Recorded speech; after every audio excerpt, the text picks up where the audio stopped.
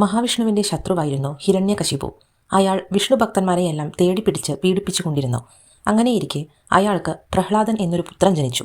ജനിച്ച അന്നു മുതലേ അവൻ വിഷ്ണു ഭക്തനായിരുന്നു. അവനെ വിഷ്ണു വിരുദ്ധനാക്കാൻ ഹിരണ്യകശിപു പഠിച്ച പണി 18 പയറ്റി നോക്കി. ഒടുവിൽ ക്രുദ്ധനായ ഹിരണ്യകശിപു പ്രഹ്ലാദനെ തീക്കുണ്ടത്തിലേക്ക് എറിഞ്ഞു. അവൻ അതിൽ കിടന്ന് കത്തിയെരിഞ്ഞു ചാമ്പലാകുമെന്നാണ് ആ പിതാവ് കരുതിയത്. അഗ്നിയിൽ നിന്ന് ഒരു കൃത്യ ഉയർന്നു വന്ന് പ്രഹ്ലാദനെ കൊല്ലാൻ ശ്രമിച്ചു.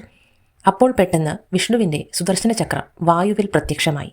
അത് പാഞ്ഞെത്തി കൃത്യയുടെ കണ്ഠം ഛേദിച്ചു കളഞ്ഞു. അതുകൊണ്ട് കലിതുള്ളിയ ഹിരണ്യകശിപു അട്ടഹസിച്ചു. നിന്റെ വിഷ്ണു എവിടെ? അയാൾ അലറി. തൂണിലും തുരുമ്പിലും സർവ്വതിലും വിഷ്ണുവുണ്ട് എന്ന് പ്രഹ്ലാദൻ പറഞ്ഞു. അപ്പോൾ ക്രുദ്ധനായ ഹിരണ്യകശിപു അവിടെയുണ്ടായിരുന്ന ഒരു തൂണിൽ ചവിട്ടി. ചവിട്ടിന്റെ ശക്തി കൊണ്ട് അത് പിളർന്നു. ഉടനെ അതിനുള്ളിൽ നിന്ന് ഉഗ്രരൂപിയായ നരസിംഹമൂർത്തി പുറത്തു വന്നു.